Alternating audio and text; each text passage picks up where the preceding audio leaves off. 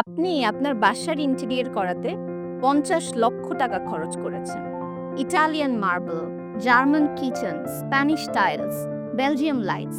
শুনতে ভালো লাগছে না? কিন্তু তারপরেও আপনার বাসাটা ৮-১০টা সাধারণ ফ্ল্যাটের মতোই লাগছে। খুব একটা এক্সেপশনাল লাগছে না। Because you decorated, didn't design. আপনার বাসার ফল সিলিংটাই দেখুন। এত এত স্পটলাইট। সবকিছু কেমন ঝলসে যাচ্ছে। সব ফার্নিচারে একই কালার, একই tone. It's not coordination, it's monotony. রুমে কোনো লাইটিং এর লেয়ার নেই, ফোকাল পয়েন্টস নেই। পিন্টারেস্ট থেকে ছবি প্রিন্ট দিয়ে অথবা ফ্যামিলি কোলাজ করে একটা ওয়ালে অনেকগুলা ছবি গাদাগাদি করে রাখছি। That's what making your 50 lakh home feeling like a rental. Real luxury breath. আপনার এমটি ওয়ালে একটা লার্জ আর্ট পিসি কিন্তু যথেষ্ট সেই ওয়ালটাকে ফুটিয়ে তোলার জন্য। গাদাগাদি করে ইম্পোর্টেড দামি সোফা একটা রুমে না রেখে একটা স্টেটমেন্ট উইং চেয়ার রাখুন। দেখুন জায়গাটা কেমন বদলে গিয়েছে। আমরা কিভাবে কাজ করি?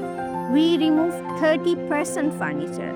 We create conversation zones, not display galleries. We add layers of lights, যেটা স্পেসটাকে অনেক ড্রামাটিক করে তুলবে। ৫০ লক্ষ টাকার বাড়ি আর ফ্ল্যাটের মধ্যে একটাই পার্থক্য। It's a space to live, not things to show.